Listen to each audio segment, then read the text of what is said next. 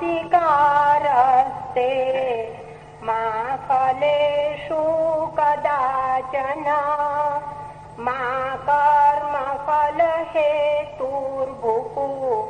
मा ते संगोऽस्त्वकर्मणि। तुम्हारा श्रुति स्मृति प्रतिपादित नित्य और नैमित्तिक कर्मों में ही अधिकार है, फल में कभी नहीं है। अतः कर्म फल के हेतु मत हो और कर्म में आसक्त मत हो।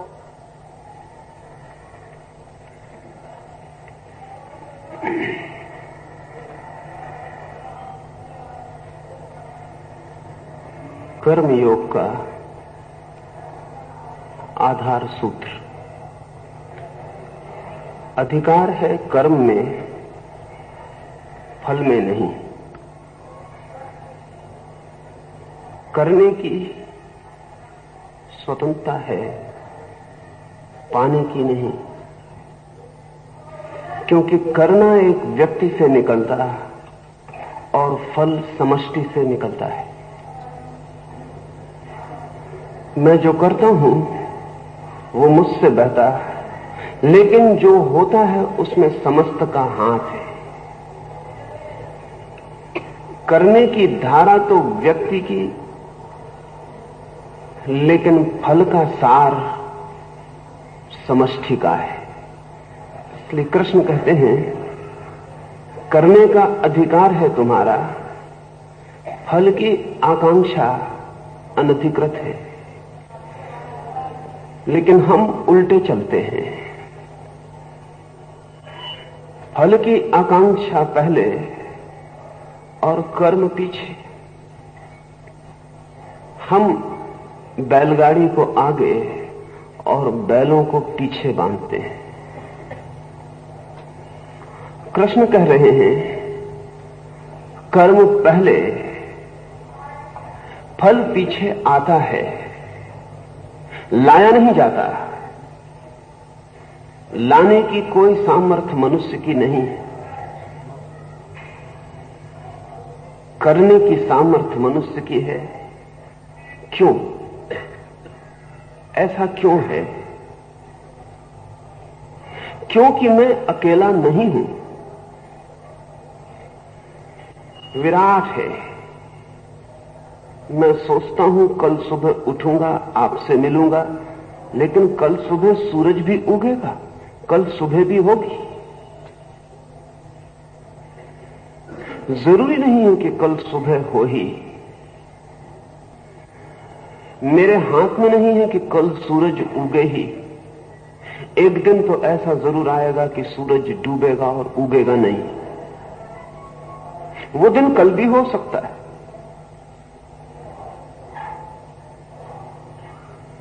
वैज्ञानिक कहते हैं कि अब ये सूरज 4000 साल से ज्यादा नहीं चलेगा, इसकी उम्र चुकती है, ये भी बूढ़ा हो गया, इसकी किरणें भी बिखर चुकी, रोज बिखरती जा रही हैं, न मालूम कितने अरबों वर्षों से। अब उसके भीतर की भट्टी चुक रही, अब उस ईंधन चुक रहा है। 4000 साल हमारे लिए बहुत बड़े, सूरज के लिए ना कुछ। 4000 साल में सूरज ठंडा पड़ जाएगा किसी भी दिन। जिस दिन ठंडा पड़ जाएगा उस दिन उगेगा नहीं, उस दिन सुबह नहीं होगी। उसकी पहली रात भी लोगों ने वचन दिए होंगे कि कल सुबह आते हैं निश्चित, लेकिन छोड़े, सूरज 4000 साल बाद डूबेगा और नहीं उगेगा। हमारा क्या पक्का भरोसा है कि कल सुबह हम ही उगेंगे? कल सुबह होगी पर हम होंगे? जरूरी नहीं। और कल सुबह भी होगी, सूरज भी होगा, हम भी होंगे, लेकिन वचन को पूरी करने की आकांक्षा होगी? जरूरी नहीं। एक छोटी सी कहानी कहूं। सुना है मैंने कि चीन में एक सम्राट ने अपने मुख्य वजीर को, बड़े वजीर को फांसी की सजा दे दी। कुछ नाराजगी थी,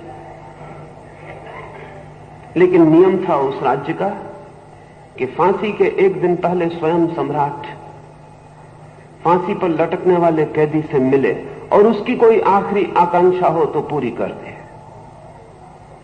निश्चित ही आखिरी आकांक्षा जीवन को बचाने की नहीं हो सकती थी, वो बंदिश थी, उतनी भर आकांक्षा नहीं हो सकती थी। सम्राट पहुंचा, कल सुबह फांसी होगी, आज संध्या, और अपने वजीर से पूछा कि क्या तुम्हारी इच्छा है मैं पूरी करूं, क्योंकि कल तुम्हारा अंतिम दिन। वजीर एकदम दरवाजे के बाहर की तरफ देख के रोने लगा। सम्राट ने कहा, तुम और रोते हो? कभी मैं कल्पना भी नहीं कर सकता। तुम्हारी आंखें और आंसुओं से भरी बहुत बहादुर आदमी था। नाराज सम्राट कितना ही हो, उसकी बहादुरी पर कभी शक न था। तुम और रोते हो, क्या मौत से डरते हो? उस वजीर ने कहा, मौत से नहीं रोता, रोता किसी और बात से हूं। सम्राट ने कहा, बोलो मैं पूरा कर दूं। वजीर ने कहा, नहीं, वो पूरा नहीं हो सकेगा, इसलिए जाने दे। सम्राट जिद पे अड़ गया कि क्यों नहीं हो सकेगा, आखिरी इच्छा मुझे पूरी ही करनी है। तो उस वजीर ने कहा, नहीं मानते हो तो सुन लें कि आप जिस घोड़े पर बैठकर आए हैं उसे देखकर रोता हूं। सम्राट ने कहा, पागल हो गए, उस घोड़े को देखकर रोने जैसा क्या है? वजीर ने कहा, मैंने एक कला सीखी थी, 30 वर्ष लगाए उस कला को सीखने में। वो कला थी कि घोड़ों को आकाश में उड़ना सिखाया जा सकता है, लेकिन एक विशेष जाति के घोड़े को, उसे खोजता रहा, वो नहीं मिला। और कल सुबह मैं मर रहा हूं, जो सामने घोड़ा खड़ा है वो उसी जाति का है जिस पर आप सवार होकर आए। सम्राट के मन को लोभ पकड़ा, आकाश में घोड़ा उड़ सके तो उस सम्राट की कीर्ति का कोई अंत ना रहे पृथ्वी पर। उसने कहा, फिक्र छोड़ो मौत की, कितने दिन लगेंगे? घोड़ा आकाश में उड़ना सीख सके कितना समय लगेगा? उस वजीर ने कहा, 1 वर्ष। सम्राट ने कहा, बहुत ज्यादा समय नहीं, अगर घोड़ा उड़ सका तो ठीक, अन्यथा मौत 1 साल बाद, फांसी 1 साल बाद भी लग सकती अगर घोड़ा नहीं उड़ा। अगर उड़ा तो फांसी से भी बच जाओगे, आधा राज्य भी तुम्हें भेंट कर दूंगा। वजीर घोड़े पर बैठ के घर आ गया। पत्नी बच्चे रो रहे थे, बिलख रहे थे, आखिरी रात थी। घर आए वजीर को देखकर सब चकित हुए। कहा, कैसे आ गए? वजीर ने कहानी बताई। पत्नी और जोर से रोने लगी। उसने कहा, तुम पागल तो नहीं हो? क्योंकि मैं भली भांति जानती हूं तुम कोई कला नहीं जानते जिससे घोड़ा उड़ना सीख सके। व्यर्थ ही झूठ बोले। अब ये साल तो हमें मौत से भी बदतर हो जाएगा। और अगर मांगा ही था समय तो इतनी कंजूसी क्या की? 20, 25, 30 वर्ष मांग सकते थे। 1 वर्ष तो ऐसे चुक जाएगी, अभी आई अभी गई, रोते रोते चुक जाएगी। उस वजीर ने कहा, फिक्र मत कर, 1 वर्ष बहुत लंबी बात है। शायद बुद्धिमानी के बुनियादी सूत्र का उसे पता था, और ऐसा ही हुआ। वर्ष बड़ा लंबा शुरू हुआ। पत्नी ने कहा, कैसा लंबा? अभी चुक जाएगा। वजीर ने कहा, क्या भरोसा है कि मैं बचूं वर्ष में? क्या भरोसा है घोड़ा बचे? क्या भरोसा है राजा बचे? बहुत सी कंडीशंस पूरी हो तब वर्ष पूरा होगा। और ऐसा हुआ कि न वजीर बचा, न घोड़ा बचा, न राजा बचा। वो वर्ष के पहले तीनों ही मर गए थे। कल की कोई भी अपेक्षा नहीं की जा सकती। फल सदा कल है, फल सदा भविष्य में है, कर्म सदा अभी है। यही कर्म किया जा सकता है, कर्म वर्तमान है, फल भविष्य है। इसलिए भविष्य के लिए आशा बांधनी, निराशा बांधनी। कर्म अभी किया जा सकता है, अधिकार है। वर्तमान में हम हैं, भविष्य में हम होंगे यह भी तय नहीं। भविष्य में क्या होगा कुछ भी तय नहीं। हम अपनी ओर से कर लें इतना काफी है। हम मांगे ना, हम अपेक्षा ना रखें, हम फल की प्रतीक्षा ना करें, हम कर्म करें और फल प्रभु पर छोड़ दें। यही बुद्धिमानी का गहरा से गहरा सूत्र है। इस संबंध में यह बहुत मजेदार बात है कि जो लोग जितनी ज्यादा फल की आकांक्षा करते हैं उतना ही कम कर्म करते हैं। असल में फल की आकांक्षा में इतनी शक्ति लग जाती है कि कर्म करने योग बचती नहीं। असल में फल की आकांक्षा में मन इतना उलझ जाता है, भविष्य की यात्रा पर इतना निकल जाता है कि वर्तमान में होता ही नहीं। असल में फल की आकांक्षा में चित्त ऐसा रस से भर जाता है कि कर्म विरस हो जाता है, रसहीन हो जाता है। इसलिए यह बहुत मजे का दूसरा सूत्र आपसे कहता हूं कि जितनी फलाकांक्षा से भरा चित्त उतना ही कर्महीन होता है, और जितनी फलाकांक्षा से मुक्त चित्त उतना ही पूर्ण कर्मी होता है, क्योंकि उसके पास कर्म ही बचता है, फल तो होता नहीं जिसमें बंटवारा कर सके। सारी चेतना, सारा मन, सारी शक्ति, सब कुछ इसी क्षण अभी कर्म पर लग जाती है। स्वभावतः जिसका सब कुछ कर्म पर लग जाता है उसके फल के आने की संभावना बढ़ जाती है। स्वभावतः जिसका सब कुछ कर्म पर नहीं लगता उसके फल के आने की संभावना कम हो जाती है। इसलिए तीसरा सूत्र आपसे कहता हूं कि जो जितनी फलाकांक्षा से भरा है उतने ही फल के आने की उम्मीद कम है, और जिसने जितना फल की आकांक्षा छोड़ दी है उतने ही फल के आने की उम्मीद ज्यादा है। ये जगत बहुत उल्टा है, और परमात्मा का गणित साधारण गणित नहीं है, बहुत असाधारण गणित है। जीसस का एक वचन है कि जो बचाएगा उससे छीन लिया जाएगा, जो दे देगा उसे सब कुछ दे दिया जाएगा। जीसस ने कहा है जो अपने को बचाता है व्यर्थ ही अपने को खोता है, क्योंकि उसे परमात्मा के गणित का पता नहीं। जो अपने को खोता है वो पूरे परमात्मा को ही पा लेता है। तो जब कर्म का अधिकार है और फल की आकांक्षा व्यर्थ है, ऐसा कृष्ण कहते हैं, तो ये मत समझ लेना कि फल मिलता नहीं है। ऐसा भी मत समझ लेना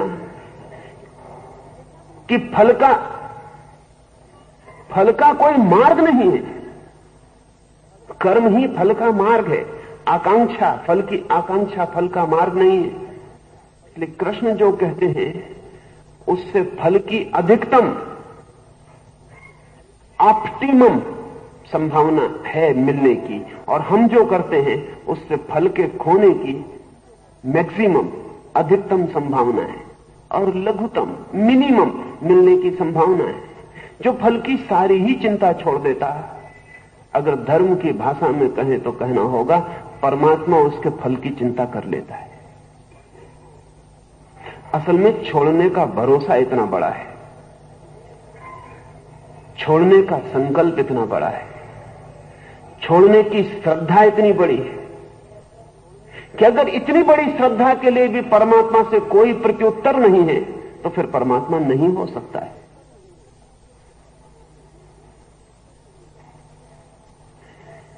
इतनी बड़ी श्रद्धा के लिए कि कोई कर्म करता है और फल की बात ही नहीं करता, कर्म करता है और सो जाता है और फल का स्वप्न भी नहीं देखता, इतनी बड़ी श्रद्धा से भरे हुए चित्त को भी अगर फल न मिलता हो तो फिर परमात्मा के होने का कोई कारण नहीं है। इतनी श्रद्धा से भरे चित्त के चारों ओर से समस्त शक्तियां दौड़ पड़ती हैं, और जब आप फलाकांक्षा करते हैं तब आपको पता है आप अश्रद्धा कर रहे हैं। शायद इसको कभी सोचा ना हो कि फलाकांक्षा, अश्रद्धा, गहरी से गहरी अनास्था और गहरी से गहरी नास्तिकता है। जब आप कहते हैं फल भी मिले तो आप ये कह रहे हैं कि अकेले कर्म से निश्चय नहीं है फल का, मुझे फल की आकांक्षा भी करनी पड़ेगी। आप कहते हैं 2 2 4 जोड़ता हूं, जुड़ के 4 हो भी, इसका मतलब यह है कि 2 2 4 जुड़ के 4 होते हैं। ऐसे नियम की कोई भी श्रद्धा नहीं है, हो भी ना भी हो। जितना अश्रद्धालु चित्त है उतना फलातुर होता है, जितना श्रद्धा से परिपूर्ण चित्त है उतना फल को फेंक देता है। जाने समष्टि, जाने जगत, जाने विश्व की चेतना, मेरा काम पूरा हुआ, अब शेष काम उसका है। फल की आकांक्षा वही छोड़ सकता है जो इतना स्वयं के कर्म पर श्रद्धा से भरा है, और स्वभावतः जो इतनी श्रद्धा से भरा है उसका कर्म पूर्ण हो जाता, टोटल हो जाता, टोटल एक्ट और जब कर्म पूर्ण होता है तो फल सुनिश्चित है। लेकिन जब चित्त बटा होता है फल के लिए और कर्म के लिए, तब जिस मात्रा में फल की आकांक्षा ज्यादा है, कर्म का फल उतना ही अनिश्चित है। एक सुबह मित्र आए, उन्होंने एक बहुत बढ़िया सवाल उठाया। मैं तो चला गया, शायद परसों शायद मैंने कहीं कहा कि एक छोटे से मजाक से महाभारत पैदा हुआ, एक छोटे से व्यंग से द्रौपदी के महाभारत पैदा हुआ। छोटा सा व्यंग द्रौपदी का ही दुर्योधन के मन में तीर की तरह चुभ गया और द्रौपदी नग्न की गई, ऐसा मैंने कहा। मैं तो चला गया। कोई मित्र के मन में बहुत तूफान आ गया होगा। हमारे मन भी तो बहुत छोटे छोटे प्यालियों जैसे हैं, जिनमें बहुत छोटे से हवा के झोंके से तूफान आ जाता है। चाय की प्याली से ज्यादा नहीं, तूफान आ गया होगा। मैं तो चला गया। मंच पर वो चढ़ाए होंगे, उन्होंने कहा तद्दन खोटी बात छे, बिल्कुल झूठी बात। द्रौपदी कभी नग्न नहीं की गई। द्रौपदी नग्न की गई, हुई नहीं, ये दूसरी बात है। द्रौपदी पूरी तरह नग्न की गई, हुई नहीं, ये बिल्कुल दूसरी बात है। करने वालों ने कोई कोर कसर न छोड़ी थी। करने वालों ने सारी ताकत लगा दी थी, लेकिन फल आया नहीं। किए हुए के अनुकूल नहीं आया फल, ये दूसरी बात है। असल में जो द्रौपदी को नग्न करना चाहते थे, उन्होंने क्या रख छोड़ा था? उनकी तरफ से कोई कोर कसर न थी। लेकिन हम सभी कर्म करने वालों को अज्ञात भी बीच में उतर आता है, इसका कभी कोई पता नहीं है। वो जो कृष्ण की कथा है, वो अज्ञात के उतरने की कथा है। अज्ञात के भी हाथ है जो हमें दिखाई नहीं पड़ते। हम ही नहीं हैं इस पृथ्वी पर। मैं अकेला नहीं हूं, मेरी अकेली आकांक्षा नहीं है, अनंत आकांक्षाएं हैं और अनंत की भी आकांक्षा है। और उन सब के गणित पर अंततः तय होगा कि क्या हुआ। अकेला दुर्योधन ही नहीं है नग्न करने में, द्रौपदी भी तो है जो नग्न की जा रही है।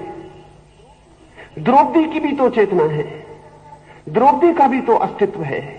और अन्याय होगा यह कि द्रौपदी वस्तु की तरह प्रयोग की जाए। उसके पास भी चेतना है और व्यक्ति है, उसके पास भी संकल्प है। साधारण स्त्री नहीं है द्रौपदी। सच तो यह है कि द्रौपदी के मुकाबले की स्त्री पूरे विश्व के इतिहास में दूसरी नहीं है। कठिन लगेगी बात, क्योंकि याद आती सीता की, याद आती सावित्री की, और भी बहुत यादें। फिर भी मैं कहता हूं द्रौपदी का कोई मुकाबला ही नहीं। द्रौपदी बहुत ही अद्वितीय है। उसमें सीता की मिठास तो है ही, उसमें क्लियोपेट्रा का नमक भी है।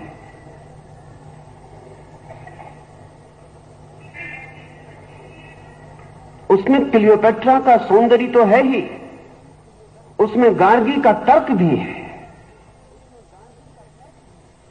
असल में पूरे महाभारत की धुरी द्रौपदी है। वो सारा युद्ध उसके आसपास हुआ है। लेकिन चूंकि पुरुष कथाएं लिखते हैं, इसलिए कथाओं में पुरुष पात्र बहुत उभर के दिखाई पड़ते हैं। असल में दुनिया की कोई महाकथा स्त्री की धुरी के बिना नहीं चलती। सब महाकथाएं स्त्री की धुरी पर घटित होती हैं। वो बड़ी रामायण सीता की धुरी पर घटित हुई है। उसमें केंद्र में सीता है, राम और रावण तो ट्रायंगल के दो छोर हैं, धुरी पर सीता है। एक कौरव और पांडव, और ये सारा पूरा महाभारत और ये सारा युद्ध द्रौपदी की धुरी पर घटा है। उस युग की और सारे युगों की सुंदरतम स्त्री है वो। नहीं, आश्चर्य नहीं है कि दुर्योधन ने भी उसे चाहा हो। असल में उस युग में कौन पुरुष होगा जिसने उसे न चाहा हो? उसका अस्तित्व उसके प्रति चाह पैदा करने वाला था। दुर्योधन ने भी उसे चाहा है। और फिर वो चली गई अर्जुन के हाथ, और ये भी बड़े मजे की बात है कि द्रौपदी को 5 भाइयों में बांटना पड़ा। कहानी बड़ी सरल है, उतनी सरल घटना नहीं हो सकती। कहानी तो इतनी ही सरल है कि अर्जुन ने आके बाहर से कहा कि मां देखो हम क्या ले आए हैं, और मां ने कहा जो भी ले आए वो 5 भाई बांट लो। लेकिन इतनी सरल घटना हो नहीं सकती, क्योंकि जब बाद में मां को भी तो पता चला होगा कि ये मामला वस्तु का नहीं स्त्री का है, ये कैसे बांटी जा सकती है। तो कौन सी कठिनाई थी कि कुंती कह देती कि भूल हुई, मुझे क्या पता कि तुम पत्नी ले आए हो। नहीं, लेकिन मैं जानता हूं कि जो संघर्ष दुर्योधन और अर्जुन के बीच होता, वो संघर्ष 5 भाइयों के बीच भी हो सकता था। द्रौपदी ऐसी थी, वो 5 भाई भी कट मर सकते थे उसके लिए। उसे बांट देना ही सुगमतम राजनीति थी। वो घर भी कट सकता था। वो महायुद्ध जो पीछे कौरव पांडवों में हुआ, वो पांडवों में भी हो सकता था। इसलिए कहानी मेरे लिए उतनी सरल नहीं है। कहानी बहुत प्रतीकात्मक है और गहरी है। वो ये खबर देती है कि स्त्री वो ऐसी थी कि 5 भाई भी लड़ जाते। इतनी गुणी थी, साधारण नहीं थी, असाधारण थी। उसको नग्न करना आसान बात न थी, आंख से खेलना था। तो अकेला दुर्योधन नहीं है कि नग्न कर ले, द्रौपदी भी है। और ध्यान रहे, बहुत बातें हैं इसमें जो ख्याल में ले लेनी जैसी हैं। जब तक कोई स्त्री स्वयं नग्न न हो चाहे, तब तक इस जगत में कोई पुरुष किसी स्त्री को नग्न नहीं कर सकता है।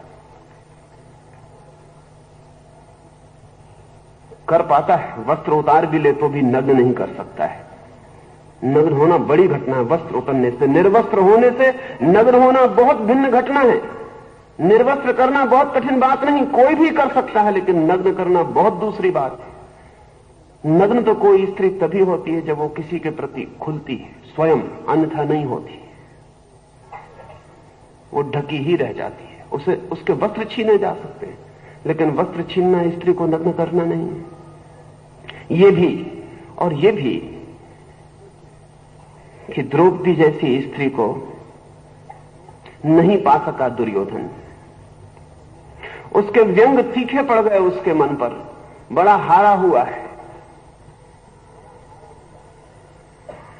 हारे हुए व्यक्ति जैसे कि क्रोध में आई बिल्लियां खंबे नोचने लगती हैं, वैसा करने लगते हैं। और स्त्री के सामने जब भी पुरुष हारता है, और इससे बड़ी हार पुरुष को कभी नहीं होती। पुरुष से लड़ ले, हार जीत होती है, लेकिन पुरुष जब स्त्री से हारता है किसी भी क्षण में, जिससे बड़ी कोई हार नहीं होती।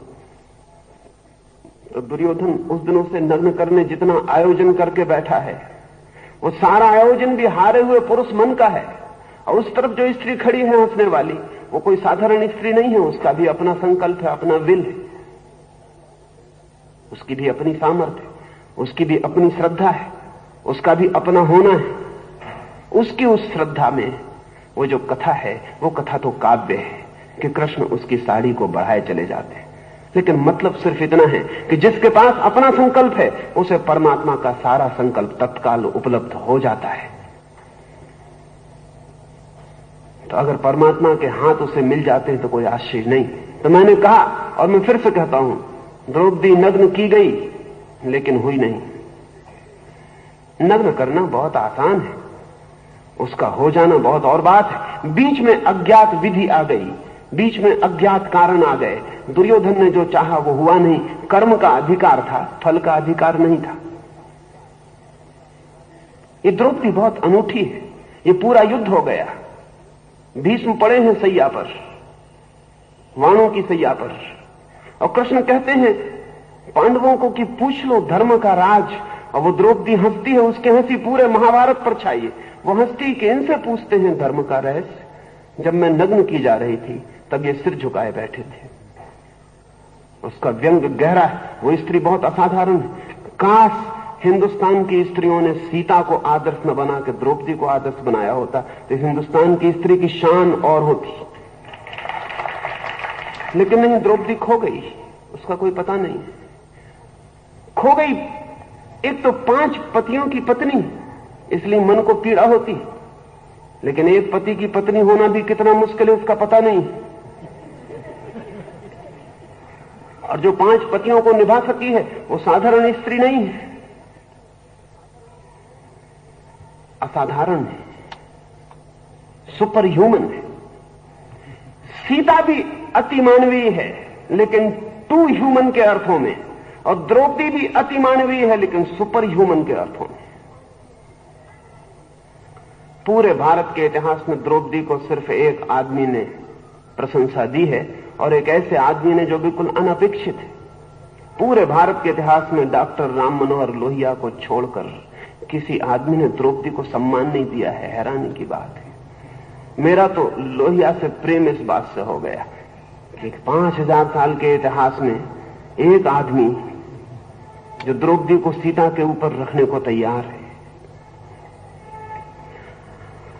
ये जो मैंने कहा, आदमी करता है कर्म, फल की अति आकांक्षा से कर्म भी नहीं हो पाता, और फल की अति आकांक्षा से दुराशा और निराशा ही हाथ लगती है।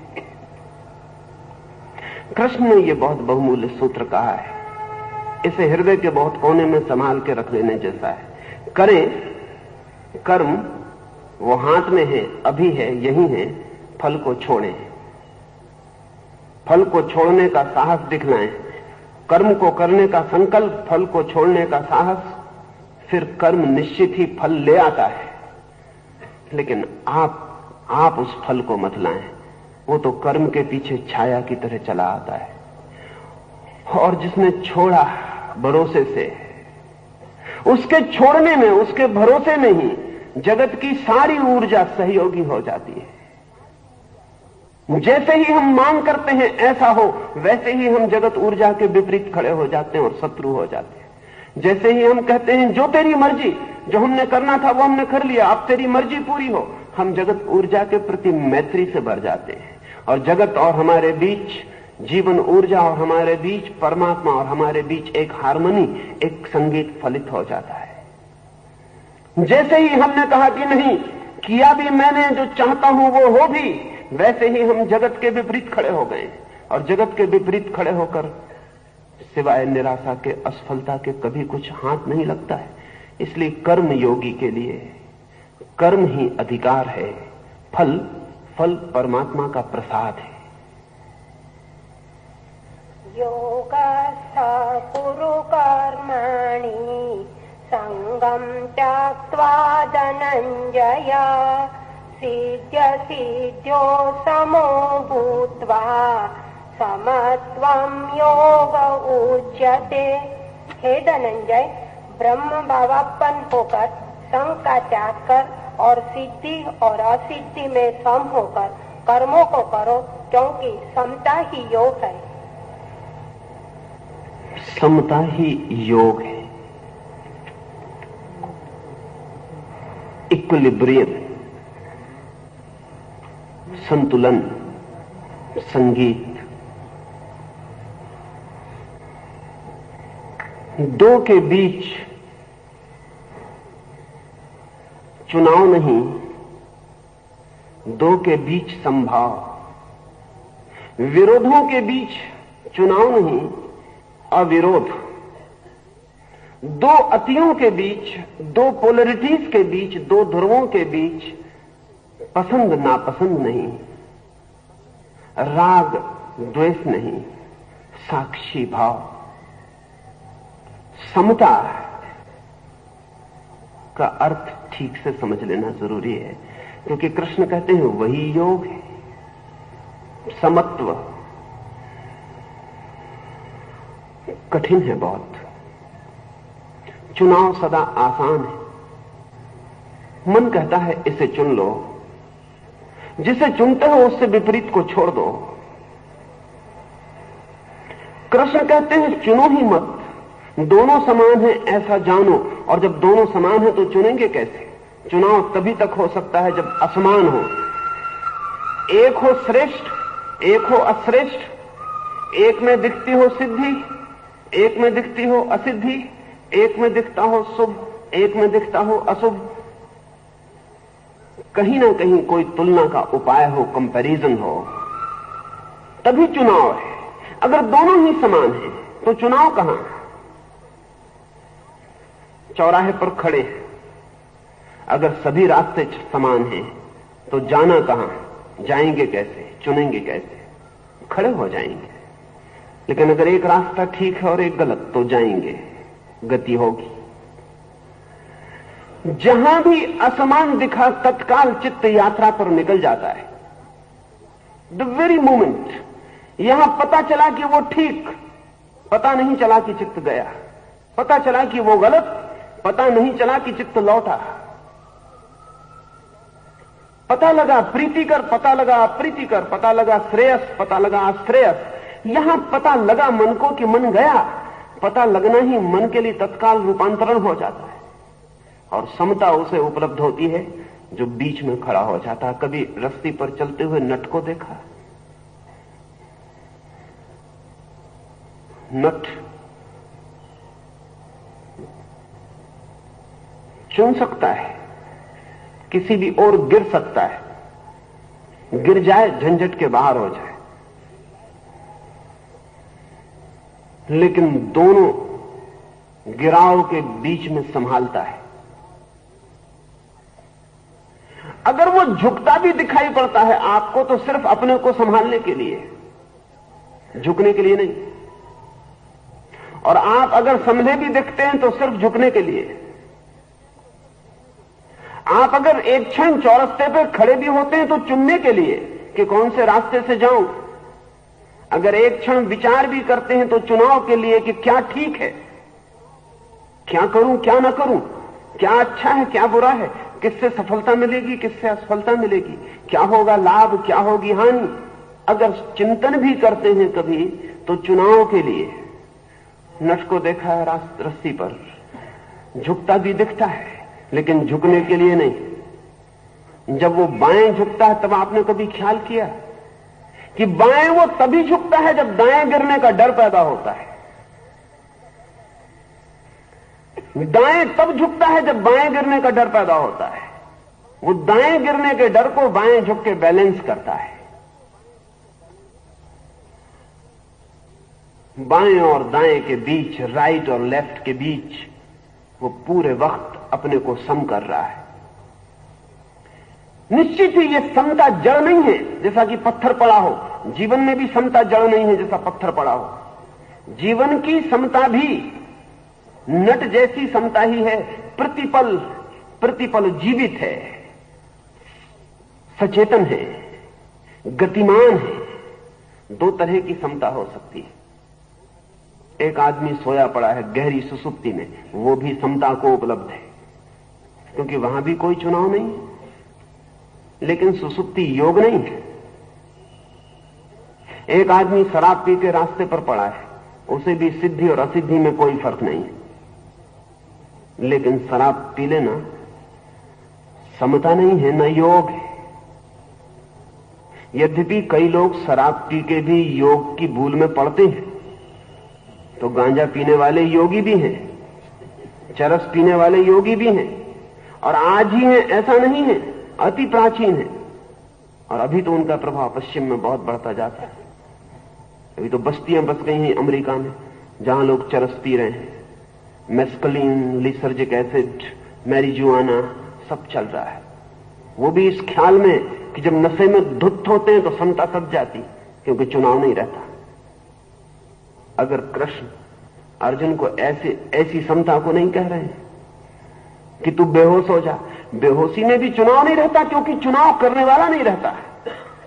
लेकिन जब चुनाव करने वाला ही न रहा तो चुनाव के न रहने का क्या प्रयोजन है, क्या अर्थ है, क्या उपलब्धि है? नहीं, चुनाव करने वाला है, चाहे तो चुनाव कर सकता है, नहीं करता है। और जब चाहते हुए चुनाव नहीं करता कोई, जानते हुए जब दो विरोध से अपने को बचा लेता है, बीच में खड़ा हो जाता है, तो योग को उपलब्ध होता है, समाधि को उपलब्ध होता है। सुसुप्ति और समाधि में बड़ी समानता है। चाहे तो हम ऐसी परिभाषा कर सकते हैं कि सुसुप्ति मूर्छित समाधि है, और ऐसी भी कि समाधि जागृत सुसुप्ति है। बड़ी समानता है। सुसुप्ति में आदमी प्रकृति की समता को उपलब्ध हो जाता, समाधि में व्यक्ति परमात्मा की समता को उपलब्ध होता है। इसलिए दुनिया में बेहोशी का जो इतना आकर्षण है, उसका मौलिक कारण धर्म। शराब का जो इतना आकर्षण है उसका मौलिक कारण धार्मिक इच्छा है। आप कहेंगे क्या मैं ये कह रहा हूं कि धार्मिक आदमी को शराब पीनी चाहिए? नहीं, मैं यही कह रहा हूं कि धार्मिक आदमी को शराब नहीं पीनी चाहिए, क्योंकि शराब धर्म का सब्स्टिट्यूट बन सकती, नशा धर्म का परिपूरक बन सकता है, क्योंकि वहां भी एक तरह की समता, जड़ समता उपलब्ध होती है। कृष्ण जिस समता की बात कर रहे हैं वो सचेतन समता की बात है। उस युद्ध के क्षण में तो बहुत सचेतन होना पड़ेगा ना। युद्ध के क्षण में तो बेहोश नहीं हुए जा सकते, मारिजुआना और एलएसडी नहीं लिया जा सकता, न चरस पी जा सकती। युद्ध के क्षण में तो पूरा जागना होगा। कभी आपने ख्याल किया हो न किया हो, जितना खतरे का क्षण होता है आप उतने ही जागे हुए होते हो। अगर हम यहां बैठे हैं और यहां जमीन पर मैं 1 फीट चौड़ी और 100 फीट लंबी लकड़ी की पट्टी बिछा दूं और आपसे उस पर चलने को कहूं, तो कोई गिरेगा उस पट्टी पर से? कोई भी नहीं गिरेगा। बच्चे भी निकल जाएंगे, बूढ़े भी निकल जाएंगे, बीमार भी निकल जाएंगे, कोई नहीं गिरेगा।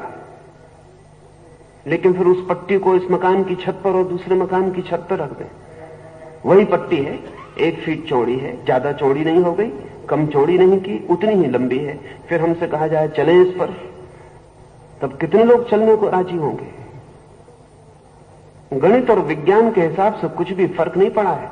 पट्टी वही है, आप भी वही है। खतरा क्या है, डर क्या है? और जब आप नीचे निकल गए थे चल के और नहीं गिरे थे, तो अभी गिर जाएंगे, इसकी संभावना क्या है? नहीं, लेकिन आप कहेंगे अब नहीं चल सकते। क्यों? क्योंकि जमीन पर चलते वक्त जागने की कोई भी जरूरत न थी, सोए सोए भी चल सकते थे। अब इस पर जाग के चलना पड़ेगा, खतरा नीचे खड़ा है। इतना जाग के चलने का भरोसा नहीं कि 100 फीट तक जागे रह सकेंगे। 1-2 फीट चलेंगे, होश खो जाएगा, कोई फिल्मी गाना बीच में आ जाएगा, कुछ और आ जाएगा, जमीन पे हो जाएंगे। कोई नीचे कुत्ता ही भौंक देगा तो सब समता समाप्त हो जाएगी। तो आप कहेंगे नहीं, अब नहीं चल सकते।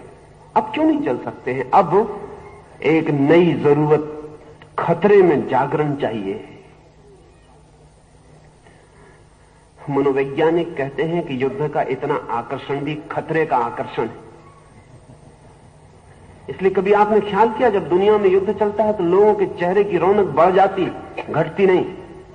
और जो आदमी कभी 8 बजे नहीं उठा था, वो 5 बजे उठ के रेडियो खोल लेता है, 5 बजे से पूछता अखबार कहां है। जिंदगी में एक पुलक आ जाती। बात क्या है?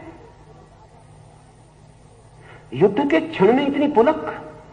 युद्ध का खतरा हमारी नींद को थोड़ा कम करता है, हम थोड़े जागते हैं। जागने का अपना रस है। इसलिए 10-15 साल में सोई हुई मनुष्यता को एक युद्ध पैदा करना पड़ता है, क्योंकि और कोई रास्ता नहीं, और किसी तरह जागने का उपाय नहीं।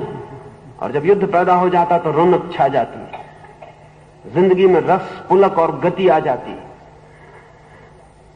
युद्ध के इस क्षण में कृष्ण बेहोशी की बात तो कह ही नहीं सकते हैं, वो वर्जित है, उसका कोई सवाल ही नहीं उठता है।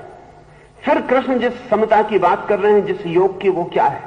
वो है 2 के बीच, द्वंद्व के बीच, निर्द्वंद्व, अचुनाव, चॉइसलेसनेस। कैसे होगा ये?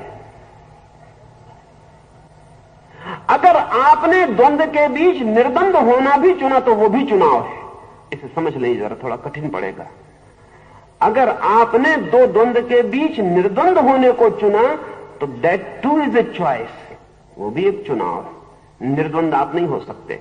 अब आप नए द्वंद्व में चल रहे हैं, द्वंद्व में रहना कि निर्द्वंद्व रहना। अब ये द्वंद्व है, अब ये कॉन्फ्लिक्ट है। अगर आप इसका चुनाव करते हैं कि निर्द्वंद्व रहेंगे, हम द्वंद्व में नहीं पड़ते, तो ये फिर चुनाव हो गया। अब जरा बारीक और नाजुक बात हो गई, लेकिन निर्द्वंद्व को कोई चुन ही नहीं सकता। निर्द्वंद्व अचुनाव में खिलता है, वो आपका चुनाव नहीं है। अचुनाव में निर्द्वंद्व का फूल खिलता है, आप चुन नहीं सकते। तो आपको द्वंद्व और निर्द्वंद्व में नहीं चुनना है। गीता के सूत्र को पढ़ के अनेक लोग मेरे पास आके कहते हैं कि हम कैसे समतावान हों, यानी मतलब हम समता को कैसे चुने, कृष्ण तो कहते हैं कि समता योग है, तो हम समता को कैसे पालें? वो समता को चुनने की तैयारी दिखला रहे हैं। कृष्ण कहते हैं चुना कि समता खोई। फिर तुमने द्वंद बनाया, असमता और समता का द्वंद बना लिया। असमता छोड़नी है, समता चुननी है। इससे क्या फर्क पड़ता है कि तुम द्वंद का पेयर कैसा बनाते हो? बादशाह और गुलाम का बनाते हो कि बेगम और बादशाह का बनाते हो, इससे कोई फर्क नहीं पड़ता। आप द्वंद बनाए बिना रह नहीं सकते, और जो द्वंद बनाता है वो समता को उपलब्ध नहीं होता है। फिर कैसे, क्या है रास्ता? रास्ता एक ही है कि द्वंद के प्रति जागे, कुछ करें मत, जस्ट बी अवेयर। जाने कि एक रास्ता ये और एक रास्ता, और ये मैं, तीन है यहां। ये रही सफलता, ये रही विफलता, और ये रहा मैं। ये तीसरा मैं जो हूं, इसके प्रति जागे। और जैसे ही इस तीसरे के प्रति जागेंगे, जैसे ही ये थर्ड फोर्स, ये तीसरा तत्व नजर में आएगा कि ना तो मैं सफलता हूं, ना मैं विफलता हूं। विफलता भी मुझ पे आती है, सफलता भी मुझ पे आती है, सफलता भी चली जाती, विफलता भी चली जाती।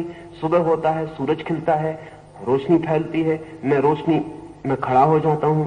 फिर सांझ होती, अंधेरा आता, फिर अंधेरा मेरे ऊपर छा जाता है। लेकिन ना तो मैं प्रकाश हूं, ना मैं अंधेरा हूं, न तो मैं दिन हूं, न मैं रात हूं।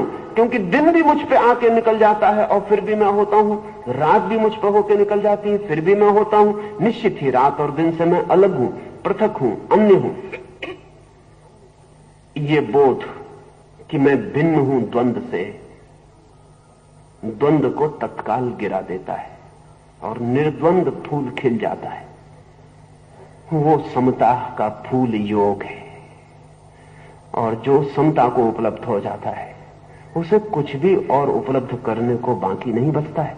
इसलिए कृष्ण कहते हैं, अर्जुन तू समत्व को उपलब्ध हो, छोड़ फिक्र सिद्धि की असिद्धि की, सफलता असफलता की, हिंसा अहिंसा की, धर्म की अधर्म की, क्या होगा क्या नहीं होगा, इधर आर छोड़, तू अपने में खड़ा हो,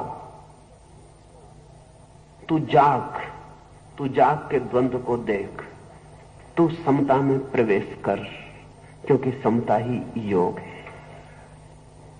दूरेण यवरं कर्म बुद्धि योगा धनंजय बुद्धौ शरणम् अन्विच्छ कृपणा फल हेतवः। हे धनंजय, बुद्धि योग की अपेक्षा कर्मयोग दूर अर्थात निकृष्ट है। इसलिए बुद्धि की शरण खोजो, क्योंकि कर्म फल की इच्छा करने वाले मनुष्य कृपण निकृष्ट होते हैं।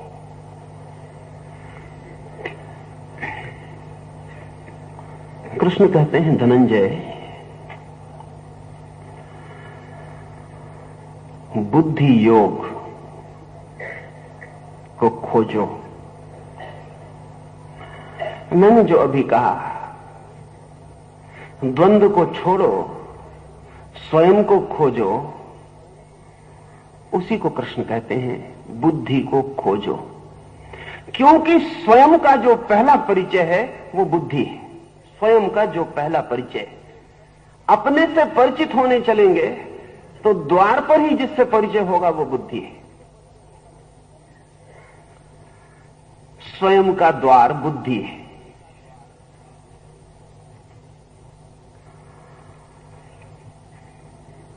और स्वयं के इस द्वार में से प्रवेश को किए बिना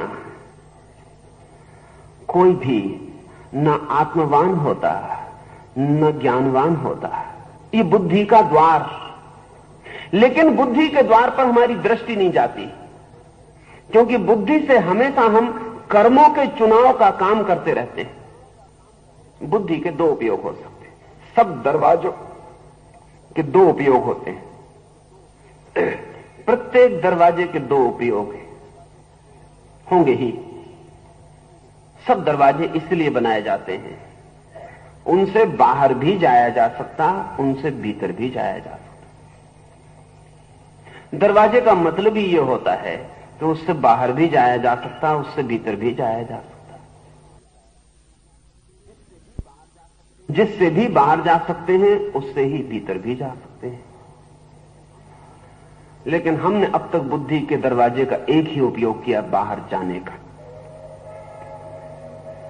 हमने अब तक उसका एग्जिट का उपयोग किया है, एंट्रेंस का उपयोग नहीं किया। जिस दिन आदमी बुद्धि का एंट्रेंस की तरह, प्रवेश की तरह उपयोग करता है, उसी दिन जीवन में क्रांति फलित हो जाती है। अर्जुन भी बुद्धि का उपयोग कर रहा है, ऐसा नहीं कि नहीं कर रहा है, कहना चाहिए जरूरत से ज्यादा ही कर रहा है। इतना ज्यादा कर रहा है कि कृष्ण को भी उसने दिक्कत में डाला हुआ है। बुद्धि का भली भांति उपयोग कर रहा है, निर्बुद्धि नहीं है, बुद्धि काफी है। वो काफी बुद्धि उसे कठिनाई में डाले हुए, निर्बुद्धि वहां और भी बहुत है, वे परेशान नहीं है। लेकिन बुद्धि का वो एक ही उपयोग जानता है। वो बुद्धि का उपयोग कर रहा है, ये करूं तो ठीक कि वो करूं कि ठीक, ऐसा होगा तो क्या होगा, वैसा होगा तो क्या होगा। वो बुद्धि का उपयोग कर रहा है बहिर्जगत के संबंध में। वो बुद्धि का उपयोग कर रहा है फलों के लिए। वो बुद्धि का उपयोग कर रहा है कल क्या होगा, परसों क्या होगा, संतति कैसी होगी, कुल नाश होगा, क्या होगा क्या नहीं होगा। वो बुद्धि का सारा उपयोग कर रहा है, सिर्फ एक उपयोग नहीं कर रहा, भीतर प्रवेश का। तो कृष्ण उससे कहते हैं, धनंजय, कर्म के संबंध में ही सोचते रहना बड़ी निकृष्ट उपयोगिता है बुद्धि की। उसके संबंध में भी सोचो जो कर्म के संबंध में सोच रहा है। कर्म को ही देखते रहना, बाहर ही देखते रहना बुद्धि का अत्यल्प उपयोग है, निकृष्टतम। अगर इसे ऐसा कहें कि व्यवहार के लिए ही बुद्धि का उपयोग करना, क्या करना क्या नहीं करना, बुद्धि की क्षमता का न्यूनतम उपयोग है। और इसलिए हमारी बुद्धि पूरी काम में नहीं आती, क्योंकि उतनी बुद्धि की जरूरत नहीं। जहां सुई से काम चल जाता है वहां तलवार की जरूरत ही नहीं पड़ती। अगर वैज्ञानिक से पूछें तो वो कहता है कि श्रेष्ठतम मनुष्य भी अपनी बुद्धि के 15% से ज्यादा का उपयोग नहीं करते। कुल 15%, वो भी श्रेष्ठतम। श्रेष्ठतम यानी आइंस्टीन या कोई बर्टन रसल। तो जो दुकान पर बैठा है वो आदमी कितनी करता है, जो दफ्तर में काम कर रहा है वो आदमी कितनी करता है, जो स्कूल में पढ़ा रहा है वो आदमी कितना काम करता है, तो ठीक है 2-2.5%, इससे ज्यादा नहीं। 2-2.5% भी पूरी जिंदगी नहीं करता आदमी उपयोग। 18 साल की उम्र तक, 18 साल की उम्र के बाद तो मुश्किल से कोई उपयोग करता है, क्योंकि कई बुद्धि सीख लेती, काम चलाऊ सब बातें सीख लेती, फिर उन्हीं से काम चलाती रहती जिंदगी भर। 18 साल के बाद मुश्किल से आदमी मिलेगा जिसकी बुद्धि बढ़ती है। आप कहेंगे गलत, 70 साल के आदमी के पास 18 साल के आदमी से ज्यादा अनुभव ज्यादा होता है, बुद्धि ज्यादा नहीं होती। 18 साल की ही बुद्धि होती है, उसी बुद्धि से, उसी चम्मच से वो अनुभव को इकट्ठा करता चला जाता। चम्मच बड़ी नहीं करता, चम्मच वही रहती है, बस उससे अनुभव को इकट्ठा करता चला, अनुभव का ढेर बढ़ जाता है उसके पास। बाकी चम्मच जो उसकी बुद्धि की होती वो 18 साल वाली होती। दूसरे महायुद्ध में तो बड़ी कठिनाई हुई। कठिनाई ये हुई कि दूसरे महायुद्ध में अमेरिका को जांच पड़ताल करनी पड़ी कि हम जिन सैनिकों को भेजते हैं उनका आईक्यू कितना है, उनकी बुद्धि माप कितनी है। युद्ध में भेज रहे हैं तो उनकी बुद्धि की जांच भी तो होनी चाहिए। शरीर की जांच तो हो जाती कि आदमी ताकतवर है, लड़ सकता है, सब ठीक। लेकिन अब युद्ध जो है वो शरीर से नहीं चल रहा, मस्कुलर नहीं रह गया। अब युद्ध बहुत कुछ मानसिक हो गया। बुद्धि कितनी? तो बड़ी हैरानी हुई। युद्ध के मैदान पर जो सैनिक भर्ती हो रहे थे उनकी जांच करने से पता चला कि किसी भी उन सभी सैनिकों की जो औसत बुद्धि की उम्र है वो 13 साल से ज्यादा की नहीं। 13 साल। उसमें यूनिवर्सिटी के ग्रेजुएट, उसमें मैट्रिक से कम पढ़ा लिखा तो कोई भी नहीं। कहना चाहिए पढ़े लिखे से पढ़ा लिखा वर्ग है। उसकी उम्र भी उतनी है जितनी 13 साल के बच्चे की होनी चाहिए बुद्धि की। बड़ी चौंकाने वाली, बड़ी घबराने वाली बात है। मगर कारण है, और कारण यह है कि बाहर की दुनिया में जरूरत ही नहीं है बुद्धि की इतनी। इसलिए जब कृष्ण कहते हैं तो बहुत मनोवैज्ञानिक सत्य कह रहे हैं वो कि निकृष्टतम उपयोग है कर्म के लिए बुद्धि का, निकृष्टतम। बुद्धि के योग्य ही नहीं है वो बिना बुद्धि के भी हो सकता है। मशीनें आदमी से अच्छा काम कर लेती। सच तो यह है कि आदमी रोज मशीनों से हारता जा रहा है और धीरे धीरे आदमियों को कारखाने दफ्तर के बाहर होना पड़ेगा, मशीनें उसकी जगह लेती चली जाएंगी, क्योंकि आदमी उतना अच्छा काम नहीं कर पाता जितना अच्छा मशीनें कर लेती ज्यादा। उसका कारण सिर्फ एक ही है कि मशीनों के पास बिल्कुल बुद्धि नहीं है। भूल चूक के लिए भी बुद्धि होनी जरूरी है, गलती करने के लिए भी बुद्धि होनी जरूरी है। मशीनें गलती करती ही नहीं, करती चली जाती हैं जो कर रही। हम भी 17-18 साल की उम्र होते होते तक मैकेनिकल हो जाते हैं, दिमाग सीख जाता है क्या करना, फिर उसको करता चला जाता है। एक और बुद्धि का महत्व उपयोग है बुद्धि योग। बुद्धिमानी नहीं, बुद्धिमत्ता नहीं, इंटेलेक्चुअलिज्म नहीं, सिर्फ बौद्धिकता नहीं। बुद्धि योग का क्या मतलब है कृष्ण का? बुद्धि योग का मतलब है जिस दिन हम बुद्धि के द्वार का बाहर के जगत के लिए नहीं बल्कि स्वयं को जानने की यात्रा के लिए प्रयोग करते हैं, तब 100% बुद्धि की जरूरत पड़ती है। तब स्वयं प्रवेश के लिए समस्त बुद्धिमत्ता पुकारी जाती है। अगर बायोलॉजिस्ट से पूछें तो वो कहता है आदमी की आधी खोपड़ी बिल्कुल बेकाम पड़ी, आधी खोपड़ी का कोई भी हिस्सा काम नहीं कर रहा है। बड़ी चिंता की बात है जीव शास्त्री के लिए कि बात क्या है, इसकी शरीर में जरूरत क्या है। ये जो सिर का बड़ा हिस्सा बेकार पड़ा है, कुछ करता ही नहीं, इसको काट भी दें तो चल सकता है, आदमी में कोई फर्क नहीं पड़ेगा। पर यह है क्यों? क्योंकि प्रकृति कुछ भी व्यर्थ तो बनाती नहीं। या तो यह हो सकता है कि पहले कभी आदमी पूरी खोपड़ी का उपयोग करता रहा हो, फिर भूल चूक हो गई है, कुछ आधी खोपड़ी के द्वार दरवाजे बंद हो गए हैं। या यह हो सकता है कि आगे संभावना है कि आदमी के मस्तिष्क में और बहुत कुछ पोटेंशियल है, बीज रूप है जो सक्रिय हो और काम करे। दोनों ही बातें थोड़ी दूर तक सच हैं।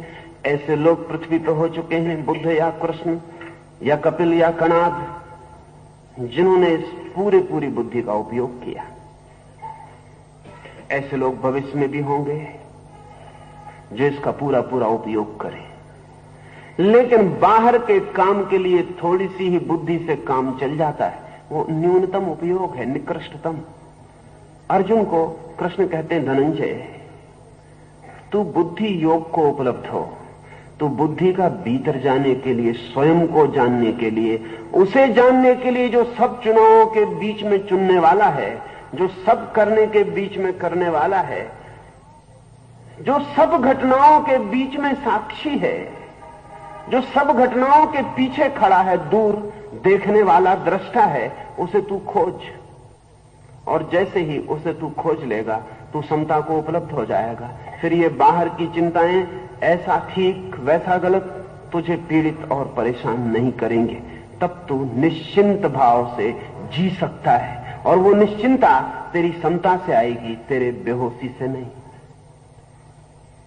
बुद्धियुक्तो जहाति उभे सुकृत दुष्कृते तस्माद् योगाय युज्यस्व योगः कर्मसु कौशलम्। इस श्लोक में सांख्य बुद्धि से संपन्न पुरुष पुण्य और पाप दोनों के संबंध को छोड़ देता है, इसलिए योग में तत्पर हो, क्योंकि पुण्य पाप की निवृत्ति में ज्ञान योग ही परम साधन है। सांख्य बुद्धि को उपलब्ध व्यक्ति पाप पुण्य से निवृत्त हो जाता है। सांख्य बुद्धि को उपलब्ध व्यक्ति कर्म की कुशलता को उपलब्ध हो जाता है, और कर्म की कुशलता ही कृष्ण कहते योग है। इसमें बहुत सी बातें हैं।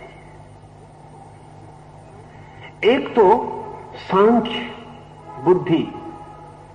इसके पहले सूत्र में मैंने कहा कि बुद्धि का प्रयोग प्रवेश के लिए, बहिर्यात्रा के लिए नहीं, अंतर यात्रा के लिए।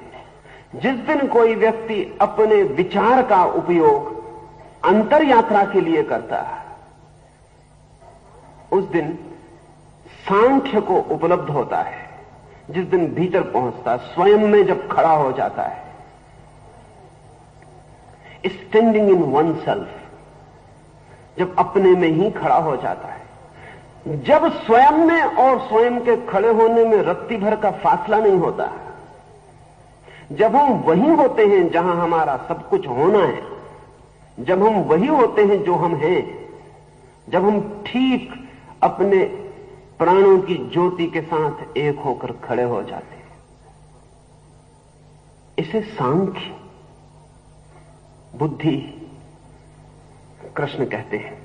मैंने पीछे आपसे कहा कि सांख्य परम ज्ञान है, द सुप्रीम डॉक्ट्रिन। उससे बड़ा कोई सिद्धांत नहीं है। हुबर्ट बनायट ने किताब लिखी है, किताब का नाम है द सुप्रीम डॉक्ट्रिन, लेकिन उसे सांख्य का कोई पता नहीं। उसने वो किताब ज़ेन पर लिखी, लेकिन जो भी लिखा है वो सांख्य है। परम सिद्धांत क्या है? सांख्य को परम ज्ञान कृष्ण कहते हैं। क्या बात है! ज्ञानों में श्रेष्ठतम ज्ञान सांख्य क्यों है? दो तरह के ज्ञान है। एक ज्ञान जिससे हम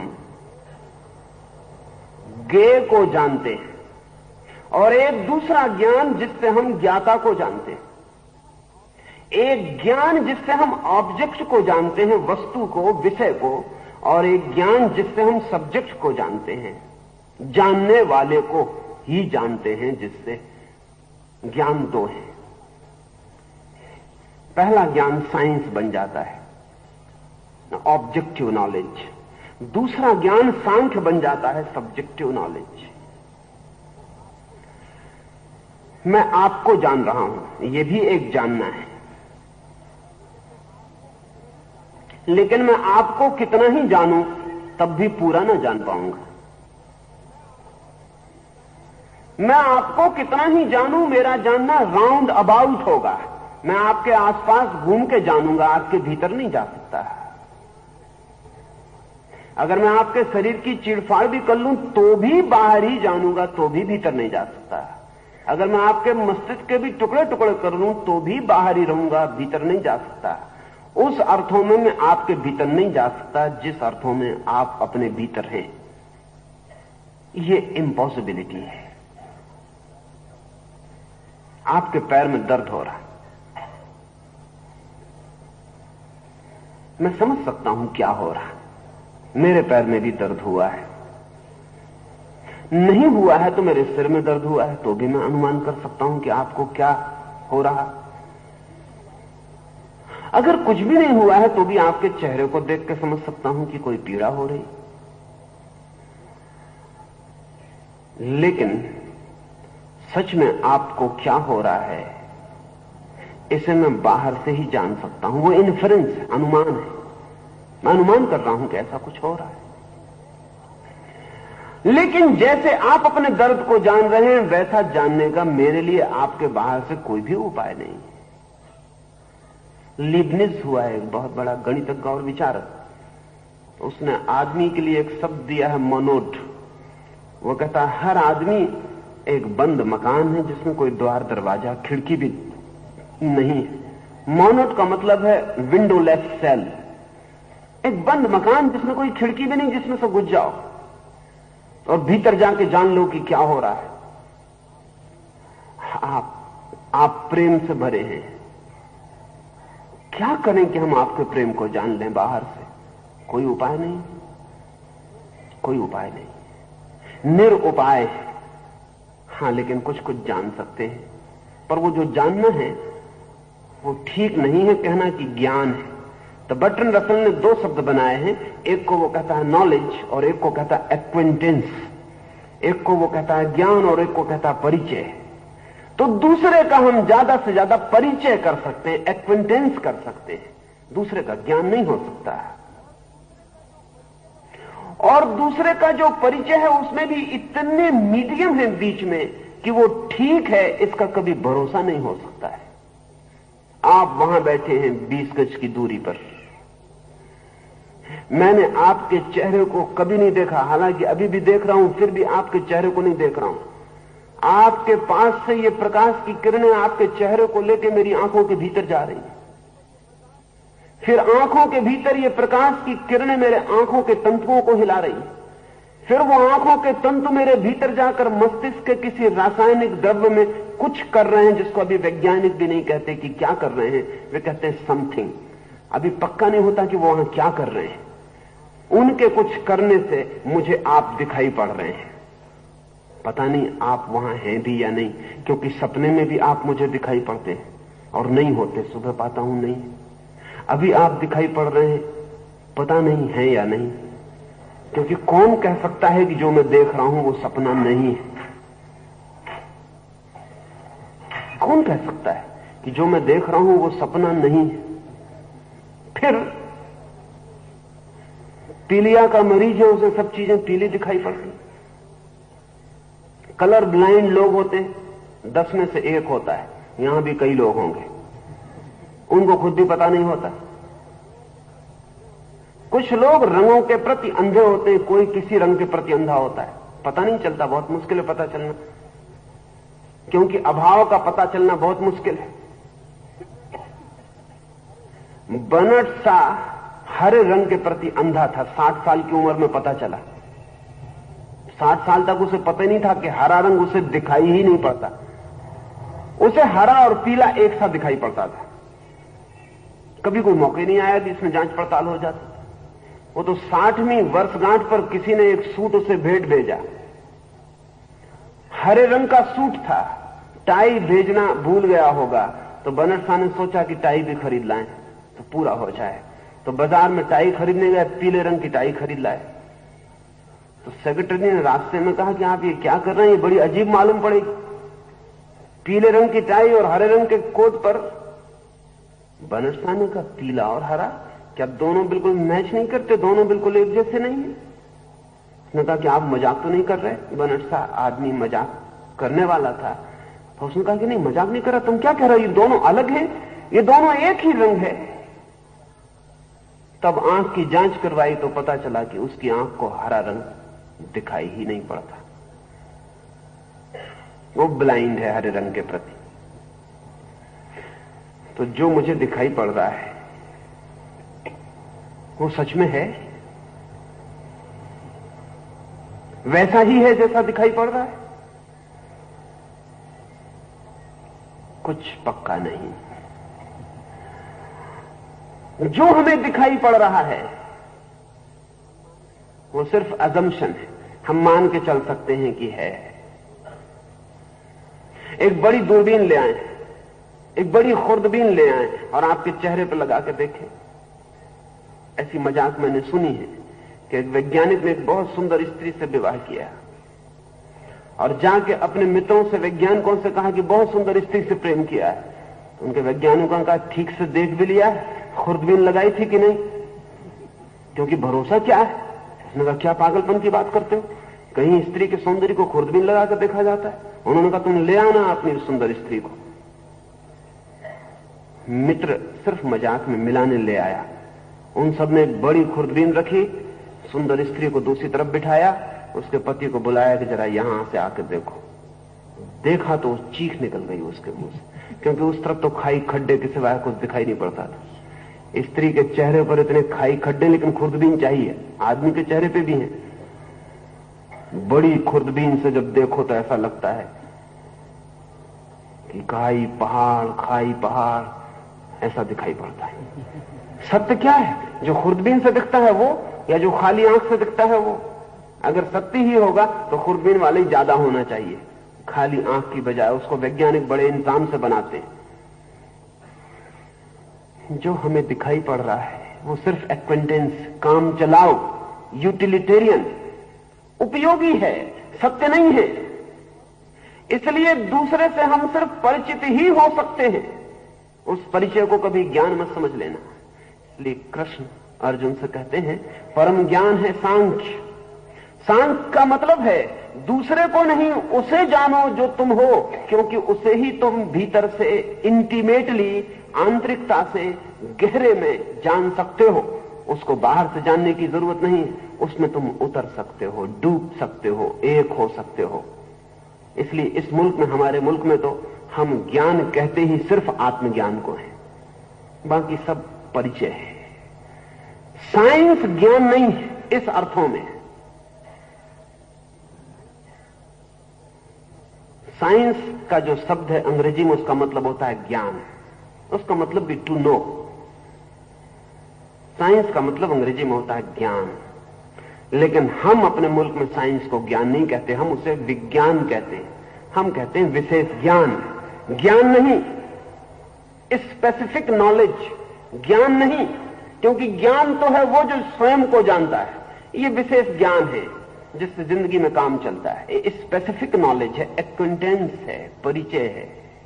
इसलिए हमारा विज्ञान शब्द अंग्रेजी के साइंस शब्द से ज्यादा मौजूद, वो ठीक है, क्योंकि वो एक विशेषता जोड़कर ये कह देता है कि ज्ञान नहीं है, एक तरह का ज्ञान है, बस एक तरह का ज्ञान, ए टाइप ऑफ नॉलेज। लेकिन सच में ज्ञान तो एक ही है, और वो है उसे जानना जो सबको जानता है। ये भी स्मरण रखना जरूरी है कि जब मैं उसे ही नहीं जानता जो सबको जानता है, तो मैं सबको कैसे जान सकता हूं। जब मैं अपने को ही नहीं जानता कि मैं कौन हूं, तो मैं आपको कैसे जान सकता हूं कि आप कौन हैं। अभी जब मैंने इस निकटतम सत्य को नहीं जाना, the most intimate, the nearest, जिसमें इंच भर का फासला नहीं है, उस तक को भी नहीं जान पाया, तो आप जो मुझसे बहुत दूर हैं, अनंत दूरी पर है, और अनंत दूरी पर है, कितने ही पास बैठ जाएं, घुटने से घुटना लगा लें, छाती से छाती लगा लें, दूरी अनंत है। Infinite is the distance. कितने ही करीब बैठ जाएं, दूरी अनंत है, क्योंकि भीतर प्रवेश नहीं हो सकता। फासला बहुत है, उसे पूरा नहीं किया जा सकता। सभी प्रेमियों की तकलीफ यही है, प्रेम की पीड़ा ही यही है कि जिसको पास लेना चाहते हैं न ले पाए तो मन दुखता रहता है कि पास नहीं ले पाए, और पास ले लेते हैं तो मन दुखता है कि पास तो आ गए, लेकिन फिर भी पास कहां आ पाए, दूरी बनी ही रहती है। वे प्रेमी भी दुखी होते हैं जो दूर रह जाते हैं, और उनसे भी ज्यादा दुखी वे होते हैं जो निकट आ जाते हैं, क्योंकि कम से कम दूर रहने में भरोसा तो रहता है कि अगर पास आ जाते तो आनंद आ जाता। पास आके पता चलता है कि डिसइल्यूजनमेंट हुआ, पास आ ही नहीं सकते। 30 साल पति पत्नी साथ रहे, पास आते हैं, विवाह के दिन से दूरी रोज बड़ी होती, कम नहीं होती, क्योंकि जैसे जैसे समझ आती है वैसे वैसे पता चलता है पास आने का कोई उपाय नहीं मालूम होता। हर आदमी एक मोनोट है, अपने में बंद आइलैंड, कहीं से खुलता ही नहीं। जितने निकट रहते हैं उतनी पता चलता है कि परिचय नहीं है, अपरिचित है, बिल्कुल कोई पहचान नहीं हो पाई, मरते दम तक भी पहचान नहीं हो पाती। असल में जो आदमी दूसरे की पहचान को निकला है अपने को बिना जाने, वो गलत यात्रा कर रहा है जो कभी सफल नहीं हो सकती। सांख्य स्वयं को जानने वाला ज्ञान है, इसलिए मैं कहता हूं सुप्रीम साइंस, परम ज्ञान। और कृष्ण कहते हैं धनंजय, अगर तू इस परम ज्ञान को उपलब्ध होता है तो योग सद गया समझ, फिर कुछ और साधने को नहीं बचता। सब सद गया जिसने स्वयं को जाना, सब मिल गया जिसने स्वयं को पाया, सब खुल गया जिसने स्वयं को खोला। तो अर्जुन से वो कहते हैं सब मिल जाता है, सब योग सांख्य बुद्धि को उपलब्ध व्यक्ति को उपलब्ध है, और योग कर्म की कुशलता बन जाती है। योग कर्म की कुशलता क्यों है? वाय, क्यों कहते हैं योग कर्म की कुशलता? क्योंकि हम तो योगियों को सिर्फ कर्म से भागते देखते। कृष्ण बड़ी उल्टी बात कहते हैं। असल में उल्टी बात कहने के लिए कृष्ण जैसी हिम्मत ही चाहिए, नहीं तो उल्टी बात कहना बहुत मुश्किल है। लोग सीधी सीधी बातें कहते रहते हैं। सीधी बातें अक्सर गलत होती हैं, अक्सर गलत होती हैं, क्योंकि सीधी बातें सभी लोग मानते हैं और सभी लोग सत्य को नहीं मानते हैं। सभी लोग जो कन्वीनियंट है, सुविधापूर्ण है, उसको मानते हैं। कृष्ण बड़ी उल्टी बात कह रहे हैं। वो कह रहे हैं योगी कर्म की कुशलता को उपलब्ध हो जाता है, योग ही कर्म की कुशलता है। हम तो योगी को भागते देखते हैं, एक ही कुशलता देखते हैं, भागने की। एक ही इफिशिएंसी है उसके पास, तो एकदम रफू हो जाता है कहीं से भी। रफू शब्द तो आप समझते हैं ना, कंबल में या साल में छेद हो जाता है ना, तो उसको रफू करने वाला ठीक कर देता है। छेद एकदम रफू हो जाता है, रफू मतलब पता ही नहीं चलता कहां है। ऐसा ही सन्यासी रफू होना जानता है। बस एक ही कुशलता है, रफू होने की, और तो कोई कुशलता सन्यासी में, योगी में दिखाई नहीं पड़ती। तो फिर ये कृष्ण क्या कहते हैं? किस योगी की बात कर रहे हैं? निश्चित ही ये जिस योगी की बात कर रहे हैं वो पैदा नहीं हो पाया है। जिस योगी की ये बात कर रहे हैं वो योगी चूक गया। असल में योगी तो वो पैदा हो पाया है जो अर्जुन को मानता है, कृष्ण को नहीं। अर्जुन भी रफू होने के लिए बड़ी उत्सुकता दिखला रहे हैं। वो भी कहते हैं रफू करो भगवान, कहीं से रास्ता दे दो, मैं निकल जाऊं, फिर लौट के ना देखूं, बड़े उपद्रव में उलझाया हुआ है, ये सब क्या देख रहा हूं, मुझे बाहर निकलने का रास्ता बता दो। कृष्ण उसे बाहर ले जाने का उपाय नहीं, और भी अपने भीतर ले जाने का उपाय बता रहे हैं। इस युद्ध के तो बाहर ले जा नहीं रहे, वो इस युद्ध के भी बाहर जाना चाहता है। इस युद्ध के तो भीतर ही खड़ा रखे हुए हैं, और उससे उल्टा कह रहे हैं कि जरा और भीतर चल, युद्ध से भी भीतर, अपने भीतर चल।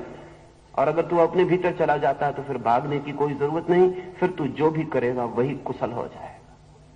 तू जो भी करेगा वही, क्योंकि जो व्यक्ति भीतर शांत है और जिसके भीतर का दिया जल गया, और जिसके भीतर प्रकाश है, और जिसके भीतर मृत्यु ना रही, और जिसके भीतर अहंकार ना रहा, और जिसके भीतर असंतुलन ना रहा, और जिसके भीतर समता हो गई, और जिसके भीतर सब ठहर गया, सब मौन, सब शांत हो गया, उस व्यक्ति के कर्म में कुशलता न होगी तो किसकी होगी? अशांत है हृदय तो कर्म कैसे कुशल हो सकता है? कपता है, डोलता है मन तो हाथ भी डोलता है। कपता है, डोलता है चित्त तो कर्म भी डोलता है। सब विकृत हो जाता है, क्योंकि भीतर ही सब डोल रहा है, भीतर ही कुछ स्थिर नहीं। शराबी के पैर जैसे कप रहे, ऐसा भीतर सब कप रहा है, बाहर भी सब कप जाता है। कब जाता है? अकुशल हो जाता है। भीतर जब सब शांत है, सब मौन है, तो अकुशलता आएगी कहां से? अकुशलता आती है भीतर की अशांति, भीतर के तनाव, टेंशन, एंजाइटी, भीतर की चिंता, भीतर के विषाद, भीतर गड़े हैं जो कांटे, दुख के, पीड़ा के, चिंता के, वो सब कपा डालते हैं। उनसे जो आह उठती है वो बाहर सब अकुशल कर जाती है। लेकिन भीतर अगर वीणा बजने लगे मौन की, समता की, तो अकुशलता के आने का उपाय कहां है?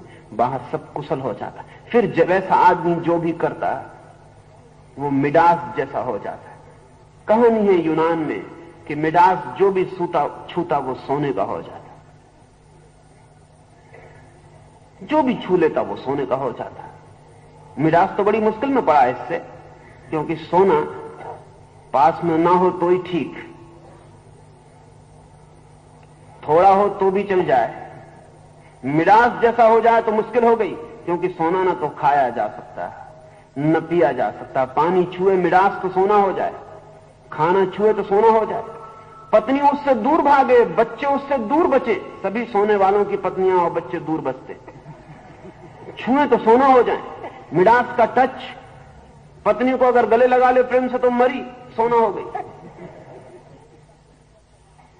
तो जहां भी सोने का संस्पर्श है वहां प्रेम मर जाता है, सब सोना हो जाता है, सब पैसा हो जाता है। मिडास तो बड़ी मुश्किल में पड़ा है, क्योंकि वो जो छूता था वो जीवित भी हो तो मुर्दा सोना हो जाए। लेकिन मैं ये कह रहा हूं कि कृष्ण एक और तरह की कीमिया और तरह की अल्केमी बता रहे हैं। वो ये बता रहे हैं कि भीतर अगर समता है और भीतर अगर सांख्य है और भीतर अगर सब मौन और शांत हो गया तो हाथ जो भी छूते हैं वो कुशल हो जाता है, जो भी करते हैं वो कुशल हो जाता है। फिर जो होता है वो सभी सफल है। सफल ही नहीं, कहना चाहिए सुफल भी है। सुफल और बात है। सफल तो चोर भी होता है लेकिन सुफल नहीं होता। सफल का तो इतना ही मतलब है कि काम करते हैं फल लग जाता है, लेकिन कड़वा लगता है, जहरीला भी लगता है। सुफल का मतलब है अमृत का फल लगता है। भीतर जब सब ठीक है तो बाहर सब ठीक हो जाता है। इसे कृष्ण ने योग की कुशलता कहा है। और ये पृथ्वी तब तक दीन, दुख और पीड़ा से भरी रहेगी जब तक अयोगी कुशलता की कोशिश कर रहे हैं कर्म की और योगी पलायन की कोशिश कर रहे हैं। जब तक योगी भागेंगे और अयोगी जम के खड़े रहेंगे तब तक ये दुनिया उपद्रव बनी रहे तो आश्चर्य नहीं है। इससे उल्टा हो तो ज्यादा स्वागत योग्य है। अयोगी भागे तो भाग जाएं, योगी टिके और खड़े हों और जीवन के युद्ध को स्वीकार करें।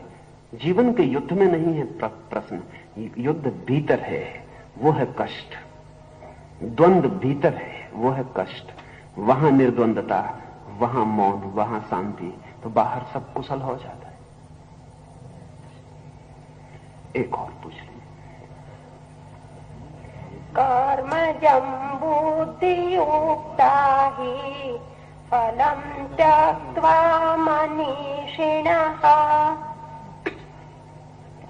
जन्मबन्ध विनिर्मुक्तः पदं गच्छन्त्यनामयम्। ज्ञान योग में निष्ठा वाले विद्वान कर्मजनित फल का परित्याग कर जन्म संबंध से निर्मुक्त होकर दुख रहित पद को प्राप्त होते हैं। जो भी ऐसे ज्ञान को उपलब्ध हो जाता है, जो भी ऐसी निष्ठा को,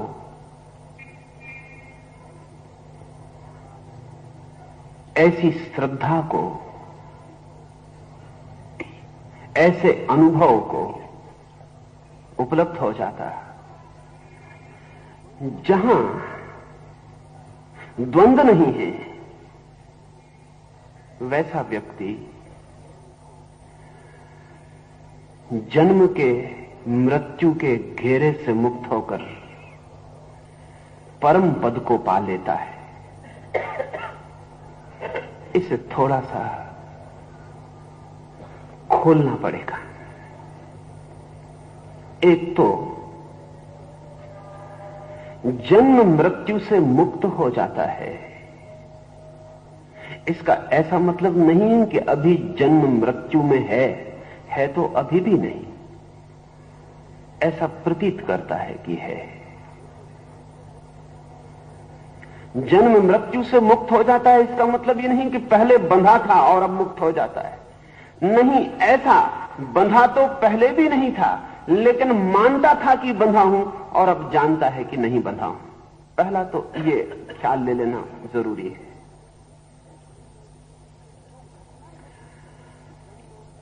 जो घटना घटती है जन्म और मृत्यु से मुक्ति की, वो वास्तविक नहीं है, क्योंकि जन्म और मृत्यु ही वास्तविक नहीं है। जो घटना घटती है वो एक असत्य का, एक अज्ञान का निराकरण है। जैसे कि मैं एक गणित करता हूं, 2 2 5 जोड़ लेता हूं। मैं कितना ही 2 2 5 जोड़ूं, 2 2 5 होते नहीं। जब मैं 2 और 2 5 जोड़ रहा हूं तब भी 2 और 2 4 ही हैं। यानी मेरे जोड़ने से कोई 2 और 2 5 नहीं हो जाते। एक कमरे में कुर्सियां रखी हैं 2 और 2, और मैं जोड़ के बाहर आता हूं, कहता हूं 5, तो भी कमरे में 5 कुर्सियां नहीं हो जाती। कमरे में कुर्सियां 4 ही होती। भूल जोड़ की है, जोड़ की भूल अस्तित्व की भूल नहीं बनती। तो सांख्य का कहना है कि जो गलती है वो अस्तित्व में नहीं है, जो गलती है वो हमारी समझ में है, वो जोड़ की भूल है। ऐसा नहीं है कि जन्म और मृत्यु है, ऐसा हमें दिखाई पड़ रहा है कि हैं, हमारे दिखाई पड़ने से हो नहीं जाती। फिर कल मुझे पता चलता है कि नहीं, 2 और 2 5 नहीं होते, 2 और 2 4 होते हैं। मैं फिर लौट के कमरे में जाता हूं और मैं देखता हूं कि ठीक 2 और 2 4 ही हैं। और मैं बाहर आके कहता हूं कि जब गणित ठीक आ जाता है किसी को, तो कुर्सियां 5 नहीं रह जाती, 4 हो जाती। ऐसा ही, ठीक ऐसा ही समझना है। जो भूल है वो ज्ञान की भूल है, एरर ऑफ नोइंग। वो भूल एग्जिस्टेंशियल नहीं है, अस्तित्वगत नहीं है, क्योंकि अस्तित्वगत अगर भूल हो तो सिर्फ जानने से नहीं मिट सकती है। अगर कुर्सियां 5 ही हो गई हों तो फिर मैं 2 2 4 कर लूं, इससे 4 नहीं हो जाती। कुर्सियां 2 2 4 होने से 4 तभी हो सकती हैं जब वे 4 रही ही हों। उस समय भी जब मैं 5 गिनता था, वो मेरे गिनने की भूल थी। जीवन और मरण आत्मा का होता नहीं, प्रतीत होता है, अपीयरेंस दिखाई पड़ता है, गणित की भूल है। मैंने पीछे आपसे बात कही, उसे थोड़ा और आगे ले जाना जरूरी है। हम दूसरे को मरते देख लेते हैं तो सोचते हैं मैं भी मरूंगा। ये इमिटेटिव मिसअंडरस्टैंडिंग है। और चूंकि जिंदगी में हम सब इमिटेशन से सीखते हैं, नकल से सीखते हैं, तो मृत्यु भी नकल से सीख लेते हैं। ये नकल है, नकल चोरी है बिल्कुल। जैसे कि बच्चे स्कूल में दूसरे की कॉपी में से उतार के उत्तर लिख लेते हैं, उनको हम चोर कहते हैं। हम सब चोर हैं, जिंदगी में हमारे अधिकतम अनुभव चोरी के। मृत्यु जैसा बड़ा अनुभव भी चुराया हुआ है। किसी को मरते देखा, कहा कि अब हम भी मरेंगे। आपने अपने को कभी मरते देखा है? किसी को मरते देखा, सोचा हम भी मरेंगे, नकल कर ली। फिर रोज कोई ना कोई मर रहा है, 1 मरा, 2 मरा, 3 मरे, 4 मरे, 5 मरे। फिर पता चला कि सबको मरना ही पड़ता है, पहले जो भी हुए सब मरे। तो फिर पक्का होता जाता अनुमान, गणित तय होता जाता है कि नहीं, मरना ही है, मृत्यु है। ये अनुभूत सत्य नहीं है, ये एक्सपीरियंस ट्रुथ नहीं है कि मृत्यु है। ये अनुमानज इन्फेरेंशियल है। ये हमने चारों तरफ देख लिया कि ऐसा होता है, इसलिए मृत्यु है। आपने अपना जन्म देखा, ये बड़े मजे की बात है। आप जन्मे और आपको अपने जन्म का भी पता नहीं। छोड़े, मृत्यु अभी आने वाली है, भविष्य में है, इसलिए भविष्य का भी हम कैसे पक्का करें। लेकिन जन्म तो कम से कम अतीत में है। आप जन्मे हैं, आपको जन्म का भी पता नहीं है कि आप जन्मे। तो बड़ी मजेदार बात है। मृत्यु का न पता हो समझ में आता है, क्योंकि मृत्यु अभी भविष्य, पता नहीं होगी कि नहीं होगी। लेकिन जन्म तो हो चुका है, पर आपको जन्म का भी कोई पता नहीं। और आप ही जन्मे और आपको ही अपने जन्म का पता नहीं। असल में आपको अपना ही पता नहीं, जन्म वगैरह का पता कैसे हो। इतनी बड़ी घटना जन्म की घट गई और आपको पता नहीं है। असल में आपको जीवन की किसी घटना का, गहरी घटना का कोई भी पता नहीं है। आपको तो जो सिखा दिया गया है वही पता है। स्कूल में गणित सिखा दिया गया, माँ बाप ने भाषा सिखा दी, फिर धर्म मंदिर में धर्म की किताब सिखा दी, फिर किसी ने हिंदू मुसलमान सिखा दिया, फिर किसी ने कुछ और सिखा दिया। वो सब सीख के खड़े हो गए, मगर आपको जिंदगी का कुछ भी गहरा अनुभव नहीं, जन्म तक का कोई अनुभव नहीं है। तो ध्यान रहे, जब जन्म से गुजर के आपको जन्म का अनुभव नहीं मिला, तो पक्का समझना कि मृत्यु से भी आप गुजर जाओगे और आपको अनुभव नहीं मिलेगा, क्योंकि वो भी इतनी ही गहरी घटना है जितनी जन्म। वो दरवाजा वही है, जन्म से आप आए थे, मृत्यु से आप लौटेंगे। द सेम डोर, दरवाजा अलग नहीं है, दरवाजा वही है। इधर आए थे, उधर जाएंगे। और दरवाजे को देखने की आपकी आदत नहीं है, आंख बंद करके निकल जाते हैं। अभी निकल आए हैं आंख बंद करके, अब फिर आंख बंद करके निकल जाएंगे। तो ये जन्म और मृत्यु, जन्म भी लोग हमसे कहते हैं कि आपका हुआ, वो भी कथन है। मृत्यु भी हम देखते हैं कि होती है, वो अनुमान है। जन्म किसी ने बताया, मृत्यु अनुमान हमने किया है, लेकिन न हमें जन्म का कोई पता, न हमें मृत्यु का कोई पता है। तो ये जन्म और मृत्यु होते हैं, ये बड़े इमिटेटिव कंक्लूजन्स हैं, ये नकल से लिए गई निष्पत्तियां हैं। सांख्य कहता है कि काश तुम एक बार जन्म लो जानते हुए, काश तुम एक बार मरो जानते हुए, फिर तुम दोबारा न कहोगे कि जन्म और मरण होता है। पर अभी मृत्यु को तो देर है और जन्म हो चुका, लेकिन जीवित अभी आप है। सांख्य कहता है अगर तुम जीवित रहो जानते हुए तो भी छुटकारा हो जाएगा। छुटकारे का मतलब ही इतना है कि वो जो भ्रांति हो रही है, विचार से जो निष्कर्ष लिया जा रहा है, वो गलत सिद्ध होता है। तो जो सांख्य बुद्धि को उपलब्ध हो जाते, कृष्ण कहते हैं अर्जुन, वे जन्म मृत्यु से मुक्त हो जाते हैं। ठीक होता कहना कि वो कहते हैं कि वे जन्म मृत्यु की गलती से मुक्त हो जाते हैं, परम पद को उपलब्ध होते हैं। वो परम पद कहां है? जब भी हम परम पद की बात सोचते हैं तो कहीं ऊपर आकाश में ख्याल आता है, क्योंकि पद जो हैं हमारे, वो जमीन से जितने ऊंचे होते जाते हैं उतने बड़े होते जाते हैं। पट्टाभी सीतारमैया ने एक संस्मरण लिखा है कि मद्रास में एक मजिस्ट्रेट था, अंग्रेज।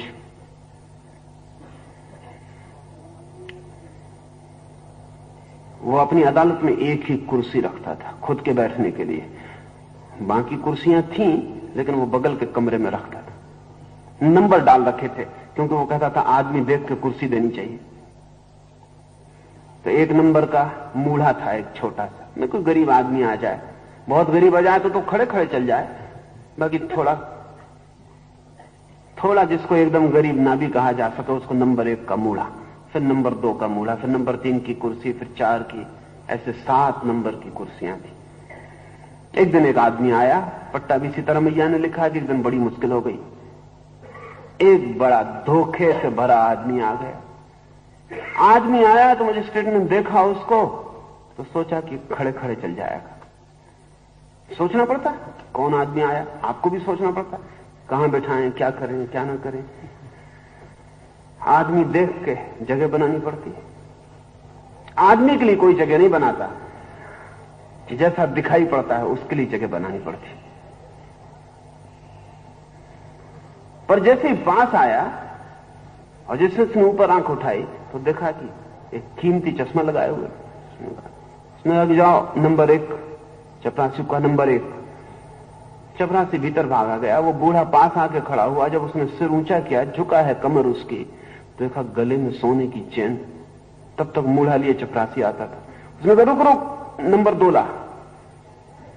तब तक उस बूढ़े ने कोट उठा के घड़ी देखी, तब तक चपरासी नंबर 2 लाता था। मजिस्ट्रेट ने कहा रुक रुक रुक। और उस बूढ़े ने कहा मैं बूढ़ा आदमी हूं, जो आखिरी नंबर हो वही बुला लो, क्योंकि अभी और भी बहुत बातें हैं। तुम्हें शायद पता नहीं कि सरकार ने मुझे राय बहादुर की पदवी दी है, और तुम्हें शायद ये भी पता नहीं कि मैं यहां आए इसलिए हूं कि कुछ लाख रुपया सरकार को दान करना चाहता हूं। नंबर आखिरी कुर्सी जो तू बुला ले। बार बार चपरासी को दिक्कत दे रहा हूं, मैं बूढ़ा आदमी। तो हमारे पद जो है वो जमीन से ऊंचे उठते, ऐसा ऊपर उठते जाते हैं। सिंहासन, सिंहासन के आखिरी छोर पर कहीं आकाश में परम पद हमारे ख्याल में कि परम पद जो है वो कहीं समवेयर अप ऊपर। जिस परम पद की कृष्ण बात कर रहे हैं वो समवेयर इन, ऊपर की बात नहीं है, वो कहीं भीतर, उस जगह जिसके और भीतर नहीं जाया जा सकता, उस जगह जो आंतरिकता का अंत है,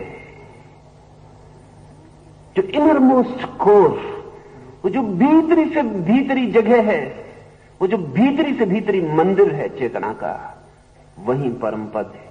सांख्य को उपलब्ध व्यक्ति उस परम मंदिर में प्रविष्ट हो जाते हैं। फिर कल से